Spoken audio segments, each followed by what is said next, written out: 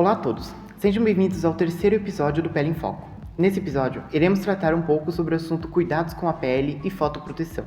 Quero agradecer primeiramente a participação da professora Luana Hartmann, docente do curso de Biomedicina da URI Santo Ângelo. Olá, professora, tudo bem com você? Como é que você está? Olá, boa tarde. Então, primeiramente, agradeço o convite, em estar participando desse trabalho, sobre o enfoque, dos fotoprotetores e câncer de pele, que realmente é um assunto muito importante. Então, agradeço o convite e fico à disposição, caso tenham mais dúvidas, caso, queiram dar sequência, enfim.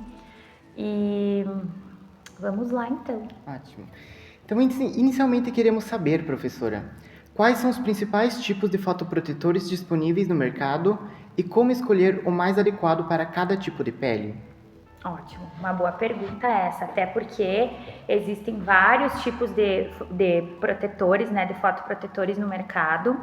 E geralmente é uma dúvida que os pacientes têm, que eu digo os pacientes, mas a pessoa, o público no geral, as pessoas no geral têm uma dificuldade em saber escolher, chega lá na gôndola da farmácia ou vai fazer alguma compra por conta própria e agora, o que escolher? Tantas marcas, tantos tipos, E o que é importante a gente saber? Geralmente, o que nós temos que ter em mente é a seguinte questão. Se você tiver algum acompanhamento estético, você já tem orientações a seguir, você já tem prescrições a seguir, você pode estar utilizando produtos industrializados ou formulações, manipuladas, enfim.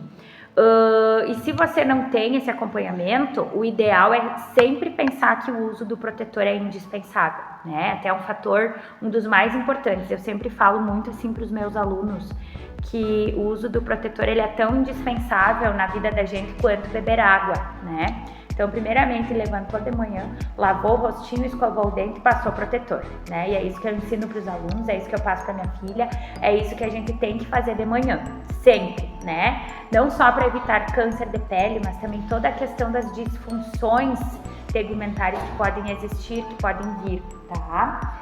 Então, os tipos de protetores que existem, são variados. Mas antes da escolha principal, marca, textura, é importante a gente verificar vários critérios que são de fundamental importância, Um deles é o FPS, que seria o fator de proteção solar, que é aquele que vai medir a proteção contra os raios UVB, que são os raios que vão gerar queimadura na pele, tá? Outro detalhe é a proteção UVA, que é muito importante. Então, a gente tem que sempre observar esse quesito também pela questão da proteção do envelhecimento, Uma prevenção do envelhecimento cutâneo, uma prevenção nas manchas, nos danos do tecido, tá? E essa proteção contra a UVA, geralmente ela se dá via PPD ou então o selo de UVA. Então, muitos protetores, a maioria dos protetores que são comercializados, eles precisam ter essa indicação, Terceiro ponto, pensando assim, a questão da textura, do acabamento, Isso é o que vai levar mais a gente pensar e refletir qual é o teu biotipo cutâneo, qual que é o teu tipo de pele, para que tu tenha um maior conforto e uma adesão ao uso. Porque tem muitas pessoas que compram protetor, porque tá na promoção, ou porque viu alguém postar, porque fulano comprou, falou que é bom. Tudo bem, pode ser bom para aquele tipo de pele, mas de repente pro teu fator de pele, pro teu biotipo cutâneo, não é tão aderente, não é tão confortável, Pode ser algum protetor que você vai comprar, não vai gostar, não vai usar. E ali que tá o perigo. Tu ter vários protetores lá e não fazer o uso, porque não gostou, porque não se adequou, porque não é confortável para você. Então, essa questão da aderência, do conforto para cada tipo de pele é importante. Então, deve ser observado o tipo de pele, se ela é oleosa, se ela tem ou se é uma pele mais seca, Essa questão da textura, do acabamento, se ele pesa na pele ou não, se ele vai levar aquela oleosidade, aquele brilho, deixar a pele mais sebosa, né, entre aspas, que a gente percebe assim que é a oclusão dos poros e ela fica um pouco mais gordurosa, também é um desconforto. E aí a questão também se ela fica mais ressecada, craquelada, esfarela, né? Então todos esses tipos de protetores, de texturas, devem ser observados de acordo com o tipo de pele. Geralmente o teu tipo de pele tu vai saber quando tu faz uma consulta estética, dermatológica, né? Então esse acompanhamento é importante. Mas principalmente essa adesão, esse conforto, tu vai percebendo de acordo com alguns tipos de marcas de protetores e de textura que eles oferecem, tá? Outro detalhe importante é observar a resistência à água e ao suor, né? Que deva estar mantendo a proteção. Por exemplo, se tu for utilizar um protetor para ir em praia, piscina, também tem que ter essa questão, né? A prova d'água. Se vai utilizar em climas mais quentes, temperatura verão, né, que sua bastante, se esse protetor se mantém, né, até porque tem que pensar também, prestar atenção no reforço, né, nos retoques, nos horários que você deve estar retocando esse protetor, porque não é só passar de manhã e pronto, vai estar o protetor lá todo, digamos, firme e forte até de noite. Não, né? Tem alguns que têm durabilidade de 18 horas, mas mesmo assim é interessante você retocar, né? Mesmo na tua rotina de trabalho, enfim. Outra questão importante é o tipo de filtro, que eu digo assim que é o fator mais interessante para a gente pensar nos tipos de protetores, porque existem tipos de protetores físicos, químicos e mistos. Então, os físicos, eles têm uma tendência à irritabilidade menor, então eles irritam menos a pele. São mais indicados para peles sensíveis, né? Peles que têm rosácea ou alguma questão alergênica, tá? Também, pós-procedimento estético, quando a pele fica mais irritada, ela foi manipulada, né? Então, deve haver um cuidado específico no pós-procedimento, são os mais indicados, tá?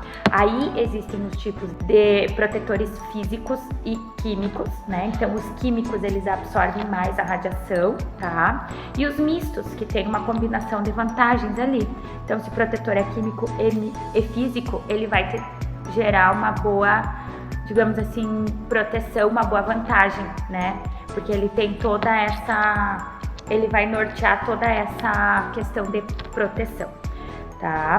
Outro detalhe importante, os ingredientes extras, os ativos que podem estar envolvidos ali, né? Então tem que prestar atenção também o tipo de pele, porque vai ter protetores neutros ali, básicos, que vão ter o fator proteção, né? A função de proteção e ponto.